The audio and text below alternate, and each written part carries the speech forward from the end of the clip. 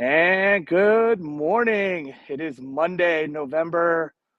Who knows anymore? It's not Thanksgiving, but not Christmas. So sometime in between. Let's get this Iron Mind started right. Have a great Monday, everybody.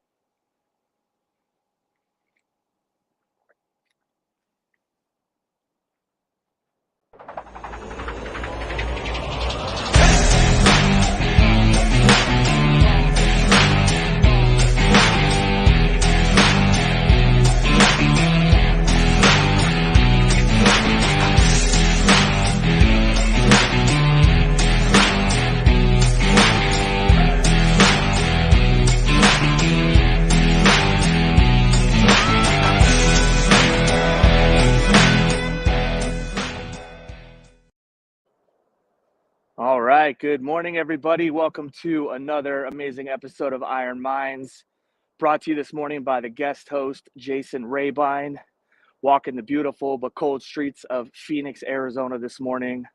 My co-partner, Hayden, is MIA. That man's got his hands in all kinds of stuff. So he's either under the gun in a street fight with an alley cat, or he's dealing with daddy issues because he's a girl dad. Either way, he'll jump in as soon as he can. So I'm going to ride this one solo with you folks this morning. So good morning. In honor of my buddy Trey, who typically likes to talk about things he's found blessings in and his weekend and the week ahead. Let's start with that. It was an amazing weekend. I mean, it was a holiday weekend for everybody. I'm hopeful everybody got to spend some quality time with their family, quality time with those fun in-laws you all love. Wink, wink, right? I am a single father of two. My babies were with their mom this Thanksgiving. So while I miss them, I'm thankful that I have an amazing co-parenting scenario with my ex-wife, Ginger, who's an amazing mom and an amazing mother. So I'm thankful that she took care of my babies while Dad was away. On weekends, well, let's go back. On holidays, when I don't have the kids, I don't do too much. As you all know, Thanksgiving for me is kind of a strange time of year. Obviously, I made a post about that the other day. Never have really done the family cooking thing. So we go to Cracker Barrel. For $8.99, I get a 5-course meal. Someone else cooks it, someone else cleans it, but I smack it up. I lick that plate clean. I have five that waiter, leave him a nice tip because he's there serving us on a day where he should be or she should be home serving love and laughter with their family. So those are some of the things that I'm thankful for this weekend. So things I'm thankful for this week. I love Mondays, man. Monday is the hustlers. Monday is the International Chest Day at the gym. For us people out here in logistics world, I hope you all look at Mondays as that same kind of value while we're getting it, making those cold calls, following up, chasing those leads down, just setting yourself apart from everybody else. A lot of people want to skate in on Monday, and that's an extension of the week. Not me. No, sir. In corporate America, the phrase on Monday is it Friday yet? Sheesh. On Friday, I'm asking, is it Monday yet? Yes, sir. That's how we do it. So I'm going to ride this one solo. Hopefully we catch up with Mr. Hayden here in a little bit. I know him and I have been chatting over the weekend. He's got a lot of projects on his desk. Speaking of his desk, he's building a pretty sick little studio setup. I think your boy Hayden's content game this next year is going to blow up. It's already pretty hot, but that flame could be turned up. Same goes for you. What's your temperature like today? Can your flame be turned up? Of course it can. Don't tell yourself it can't. It can always get hotter. I live in Phoenix. I've walked around these streets when it was 125 degrees going, okay, could it get any hotter? Sure could. But at $1.25, let me tell you something. You don't want it any hotter. You're a turkey outside in the oven of life walking around these streets. But that's the whole point of this thing, right? Is where's your temperature at? You on low? You on medium? You on high? You full blast? Consistency is key. You don't have to be on full blast 100% of the time, right? You got to pick and choose your moments. I do a lot of what I call deep work. A couple hours a day, I shut everything down. No phone, no music. It's hard as a person with ADD not having music in my ear to help me concentrate, but I'm focusing on channeling my ADD into single task priorities. Everybody wants to multitask, right? Well, there's some studies out there that say multitasking actually hurts your productivity. So I'm trying something different. Instead of having 3, 4, 5 tabs open on 2 screens, music pumping, answering text messages, I shut it down. I have 2 tasks, 1 per hour, no emails, no nothing. I get after it. And typically that's the time I prospect, right? Because prospecting it's that one thing nobody really wants to do. And if you're not on your A game and you don't have some kind of structure or method to your prospecting, it's inefficient, right? You know, updating your CRM, that could take 15, 20 minutes by itself. I'm talking cold, hard facts, smiling and dialing. How are you, Mr. Customer? How was your weekend? How many loads did your other 3PLs leave on the dock this weekend while you were trying to enjoy your time with your family? Oh, shucks. That's what diversification of your portfolio is for. That's why you need people, small, medium, and large, running their hands through your logistics supply chain. Can't just have the big boys playing. Sometimes when you choose the top dog, let's take C.H. Robinson, for example, every 3PL has their roots somehow, some way derived from CH. I know when I worked at Allen Lund, Mr. Allen Lund cut his teeth, God rest his beautiful soul, at CH. And, you know, when you look them up, they're clearly number one in revenue, gross profit, all that. But they let a lot of people off recently. As a customer, how do you feel about that? What are your thoughts knowing that your managed logistics portfolio is placed at a company with so much responsibility, and then they let some people go? Now, don't get me wrong, this is not a bash C.H. Robinson. I have some very good friends that still work there. I have some good friends that no longer work there. This is more a question of the diversification piece. When you have a company as large as that, and they unfortunately have to have a turnover as they did, do you wonder about your care? The care of your customer base, your shipments, if you will? I had to marinate on that this weekend, because if I was a customer, I don't know how I would feel. But I do know this: it would open my eyes to allow a little bit more variability, if that's a word. If it's not, we're making it up right here at 5:13 in the morning. You need to have some variables in your portfolio. You need to have a couple small guys, couple medium guys, couple big boys. It's like a football team, right? You can't have a 300-pound lineman being your wide receiver. He's got to stay in his lane and make that block for that quarterback. That running back runs through the A gap, running north and south, head down, right? You need a little bit of everybody on your team. And I use sports as an analogy a lot because I grew up in the sports world, and I think that sports relates to life. So there's such a beautiful parallel there, if you will. But yeah, those are just some of the things I'm thinking about this week, how I'm going to attack the rest of peak season, how I can get in front of people for, you know, bids for next year that haven't gone out yet. And let's face it, every bid that goes out, you're fighting an uphill battle. Those incumbents already have a slot. What are you doing to differentiate yourself, right? Are you just sending blanket emails with no personalization, no content? Are you just sending emails? I'm not a big fan of letting the whole playbook out, but that triple touch, that's where it's at. A little LinkedIn profile view, an email, and then a phone call. By the time they get that phone call, subconsciously, they should already know your name if you do it right. With that said, let's back it up a second. Don't be tacky and pitch slap everybody that you're friends with on LinkedIn, right? That's the worst. I get 15 to 20 connection requests every day, and I accept everybody, and I shouldn't. 50% of them send me a bam, hey, how you doing? Let's be friends. I want to sell you stuff. 50% of those people are trying to sell me stuff that aren't relevant to my company, my business, my role. I find it hilarious. I read every one of them. I know I shouldn't, but I'll tell you what, even though they're annoying, I get value in reading them because I'm a sponge when it comes to data. I may not like their pitch, but they might have something within that pitch I can use and life hack into what I'm going to use in my pitch.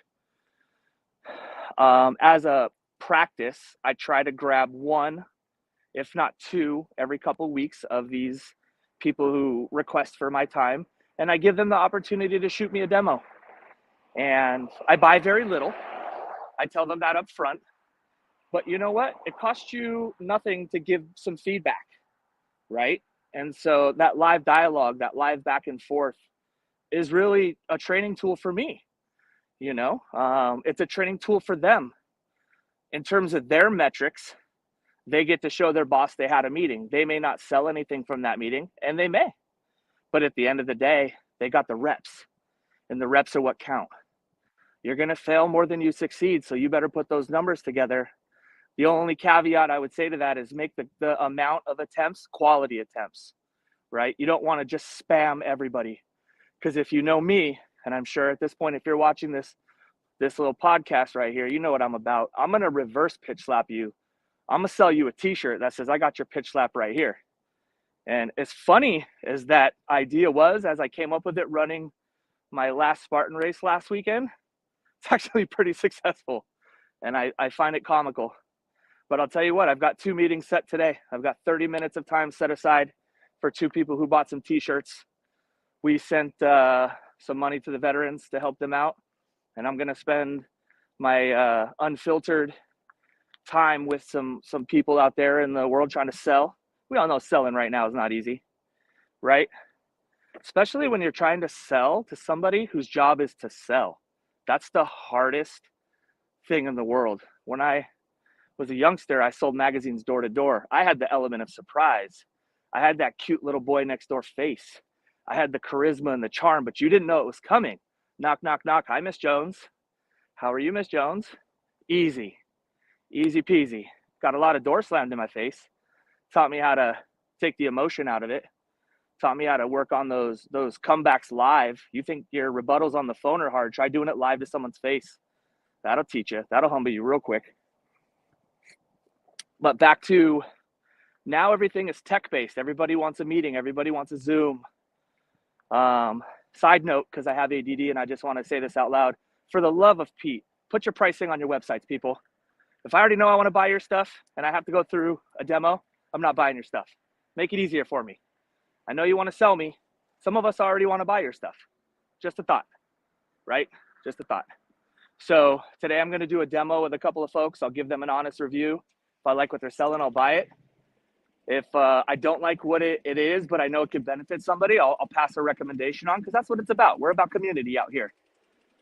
So my message yesterday was pretty simple. I was pretty grateful and humbled yesterday. Got to spend some time with my girlfriend and my kids and my dog, and just super happy. And my message was, it costs nothing to be a decent person. It actually takes a lot more work to be a shithead, right? So I need you to look in the mirror today and ask yourself pretty simple choices. What are we going to do today? Who are we going to be today? Because who you were yesterday doesn't have to be who you are today. And I'm living proof of that. For many, many, many years, I was not a good person. I was selfish. I was self-centered. I cared about 0% of anybody but myself. And if we're being transparent, I didn't even care about myself, because if I did, I would have taken better care of myself. And one day, November 5th, actually, of last year, was the last time I went on a little drinky drink. I put down a 30-pack to the face, because I'm a champion. I win at everything I do, even drinking, as sad as that sounds. And I woke up the next day and something happened. I had like a Tony Robbins moment where I just said, this dude sucks. This ain't living. And without thinking, I walked into a CrossFit gym, and the box saved my life. AA saved my life. Therapy saved my life. And the owner of the gym, Uru, that I go to, his name's Rob Best, 10-year recovering addict. Right away, he knew what I was about, who I was. Like, we could tell, you know what I mean? The people like us, we could just tell. And so he started something pretty amazing. called the Barbell Saves Project. And it's a nonprofit. And it's basically a free CrossFit gym across the street from his paid gym that people who are recovering alcoholics and addicts can go to for free. And as crazy as it sounds, changing your physical fitness will change your mental fitness. And if your mental fitness is in the dumps because you're depressed, you're overworked, you have an addiction, and let's face it, addiction doesn't have to be drugs or alcohol. There's people that are addicted to Instagram. There's people that are addicted to shoes. That would be me. T-shirts, me again. My t-shirt and my shoe game is on fire. But no, who are you going to be today? Go be the best version of yourself today, because you know what? Today might be the last thing people remember about you. It's a pretty somber message, but I'll be darned if that's not the truth. So I'm thankful for my buddy Trey for asking me to step in. He's traveling today. Gunner, my dude Gunner, the people's captain, put me on blast, said, we're going to see your home gym. Sorry, champ. I live in a condo. There's no gymming going on in that bad boy. I'm stepping on dogs, cats, like, no, sir. But the gym for me is my happy place. When I walk into that CrossFit gym, I turn my phone off and I lock in. And for that hour, I'm a different person. And for me personally, I take all my struggle into the gym with me. Everything that I can't control, everything that's deep down in that soul that I'm working on that I haven't got over that hump yet, all my fears, and I take that out on those barbells. And when I'm ready to quit, I dig down into that soul and I say, you got more in there? Because I know you do. And you want to talk about PRs, man. PRs are great when they are reflective of a personal record, a heavy lift. But my PR is personal reflection.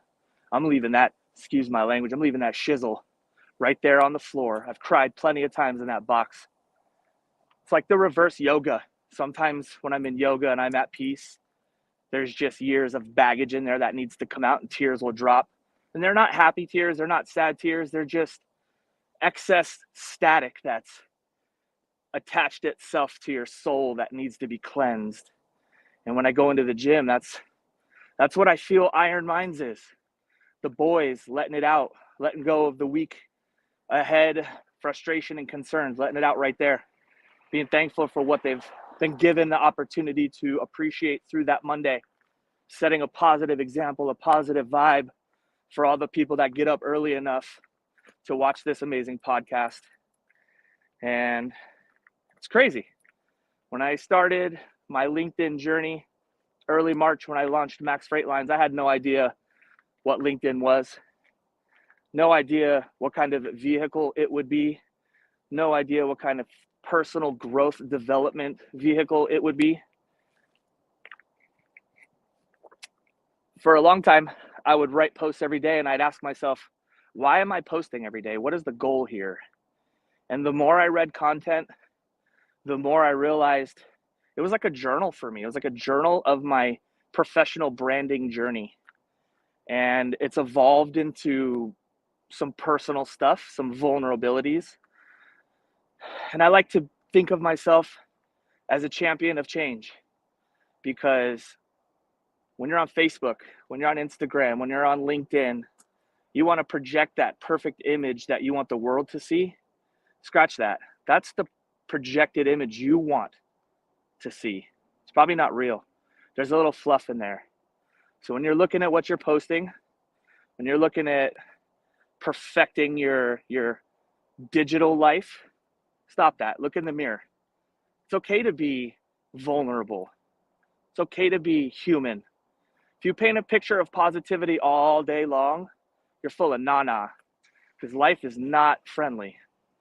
Our attitude and our effort might be friendly, but outside of that, ain't nobody coming to save you. People are coming to take from you. People are coming to take your customers, right? Every bill collector wants your money. The gas pump wants your money. Where's your human capital? You get to decide what you deposit into the world, and it's called human capital, right? So I like to tell people that my freight brokerage pays my bills and it funds my retirement and my future for my family. My t-shirt and apparel company funds my karma. I've got a lot of payback. I owe a lot of people some karma money. So each and every day I try to put some money into that bank to offset the dude I used to be. And not for nothing, I get to work with my son. It's an amazing thing to grow a business from the ground with somebody that you love like a child, and to watch them become a little human being, a little adult, is amazing. No lie though, my son ragging on me on LinkedIn is not cool. He called me a boomer the other day, and I literally walked into his room and I was like, bruh, I like it, but you're grounded.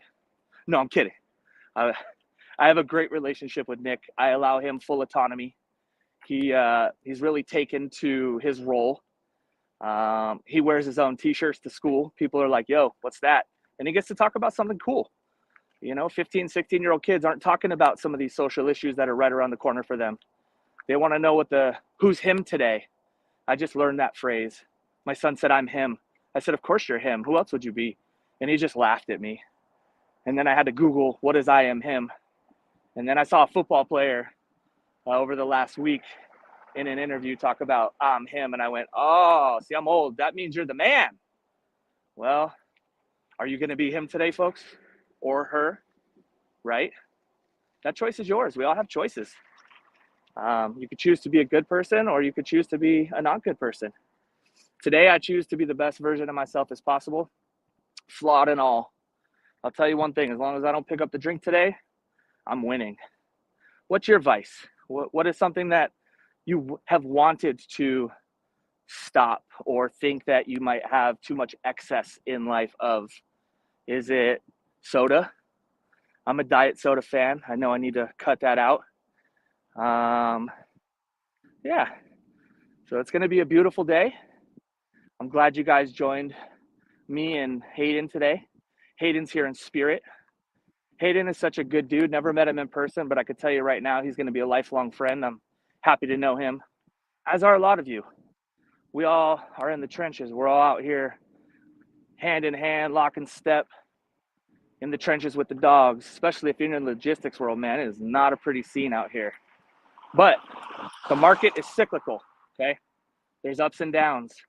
None of you were complaining a year and a half ago when you guys were buying new trucks and brokers were banking record months, but I called it then, and I'll repost that this week. I see all you 3PLs out there talking about record numbers. You better be paying your trucks the same record numbers, because right now they needed it. And right now, those trucks are getting squeezed. And here's simple economics. It's supply and demand. Customers, if you're listening, trucks, if you're listening, brokers, if you're listening. If you put your trucks out of business, you have less supply. The demand goes up, the rates go up. That's not good for you customers. That's not necessarily good for us brokers, because we're the intermediary. We're the ones that are going to have to go to the customers and say, hey, that $1.50 mile is now $5. But you know what? If you take care of your people at all times, when it gets difficult, the sting is less. And when the times are good, you don't feel greedy. So my message is balance. You need balance, right? Woo! I haven't been out in the street this early in the morning in a minute. Normally, I'm in the box sweating my butt off, so walking and talking, that's a good cardio workout. So, got some big things coming up. I'll talk a little bit about where my iron mind is going. I'm going to launch 2 podcasts next year. I think digital content is huge. I think that platform is so underrated. I think for every one podcast, there's 200 blogs. People love the podcast, and I've really enjoyed being on the few that I've been on. So I'm going to start a podcast. That'll be a solo podcast with guests once a week called Talking Ship, because, that's funny. And we're going to talk ship, everything shipping. I don't care who you are. If you're in the supply chain, let's talk. I want to know everything about you. I want to know your pain points. I want to know what you're doing well. I want to know how you feel about the future. Full truck autonomy, electric trucks, driver shortages, all that stuff. I'm fascinated by logistics. It's in my blood. I could talk it 24/7. So you know what? I talk enough to myself all day long about logistics. Why not put it on wax, right? And let's have some guests. Let's get something positive out there into the world. And the reason I'm doing that is to pay it forward, because a lot of what I've learned in this last 7-8 months as a startup, I've learned from watching podcasts. I've learned from people that have been doing it for 10, 20, 30 years who are telling you the secrets. Whether you're listening or not, they're telling you. They're giving you the blueprint. Being in a space near other startups, aka Freightvana, they're right down the street. Awesome company, great staff, culture. Oh man, if you could bottle culture up and sell it, they got it by the boatload. Shannon, you're doing a great job. Ricky, Josh, you guys are killing it. I'm waiting on some swag. I'm telling you, we might be competitors, but I'd rock some of that State 48 all day. Got my State 48 hat on right here. All of you guys that have shirts coming, be patient. It's the holidays. I've got some new drip coming this week. And then the other podcast I'm going to do, it's a little secretive, but I'll give you a little hint. It's called Jason and the Marine. And I've got a source, if you will, who's a Marine. And he doesn't want to be front and center. He doesn't want his name put out there. He doesn't want his face put out there. But he's the veteran leg of our podcast. And we're going to interview any and all veteran-owned small businesses. And we're going to be their plug. We're going to put them on blast. We're going to put them on rocket ship to success. And we're going to talk about the struggles, the struggles of a startup. What good is happening out there in the environment, in the veteran-owned world, because it's not easy. You think just because you're a veteran, you get additional benefits, grants, all that stuff. Let me tell you something. If you're a veteran, you got to work 10 times harder, because nothing is easy. Nothing is easy for these guys and girls. So that's one of the main reasons I started our apparel company, was to give back. I was homeless for a while. I was addicted to drugs and alcohol. Now I never served, but I know how helpless I felt living on a bus bench in the back of a U-Haul or sleeping on a bus in the middle of summer in Phoenix. And I didn't have that service background. I can only imagine how devastating it is knowing you signed on a dotted line to potentially give your life away and sacrifice for your country, to 5, 10, 15 years later, sleeping behind a dumpster. That's unacceptable. Unacceptable. And we're going to do something about it. There's a lot of good folks out there doing something about it. I want to be a part of it. Ben Owen, Flanders Fields, absolute stud, amazing organization. If you don't know anything about them, go check them out. They don't take a paycheck. They do it out of the kindness of their heart. They do it out of the need for somebody to do it. The mission calls, so they strapped up their boots and they go out there. They put their money where their mouth is. They spend a lot of their own money to help a lot of these folks. And if you're going to spend some money this year, if you're going to walk to a Walmart, put a couple quarters, dimes, nickels in that Salvation Army bin, I'm not telling you not to. I'm just telling you there's other options. You should consider them. And if you are giving, kudos to you, because a lot of people right now in this economy don't have it to give. But if you do, bless your soul. The other thing I'll say about that is it gives nothing to support by liking, posting, sharing a post that draws awareness to something, especially something your friends are doing. If you have a friend, a family member, an ex-colleague that put themselves out there to start a business, start a company, support them. Support doesn't always come in the form of money. A nice text saying, hey, appreciate what you're doing, goes a long way. A like, a share, a post goes a long way. There's a lot of ways to support. It doesn't have to come from money. And so I get messages here and there from people who like what we're doing, but they don't buy anything. 10 years ago, I'd have been like, well, you're a sucker. You don't really like what we're doing. You're not giving me your money so I could help these people. The way that I look at it now is what we did got in front of them and it made them think. And for them to take the time to reach out and send a nice message meant that for a few moments, they learned about the cause. And now they can take that information and do what they will with it, which is amazing. That's the power of information. That's the power of the right information. There's so much nonsense on the internet. There's so much misinformation. Sometimes there's too much information. It's information overload. But I'm going to tell you right now, by the time you lay your head down tonight, 22 men and women who served our country won't see the sunrise tomorrow. Every single day you lay your head down, 22 more. That is crazy. That is unacceptable. Until that number is 0, I won't stop. Nick won't stop. Ben won't stop. So sorry to go on a tangent. That's what coffee plus ADD will do to you at 5 in the morning when you're jacked up, ready to get it on. So peace and love, everybody. Hope you guys have an amazing day. Sorry for the quality of this video. I'm out in the streets. Next time I have a little bit of a heads up, we'll get the setup at the gym and we'll pump some weights. We'll get it on. We'll go to burpee hell and back. You might see your boy throw up, but you know what? If you're not throwing up, you're not trying. So I hope everybody has an amazing Monday. It's the holiday season. Be thankful. Open a door for someone today. Tell somebody they look cute today. Boy, girl, it doesn't matter. Spread some love. In this world we live in today, there's so much hate and ickiness. There's not enough love. You can be an agent of change today. Go love the world.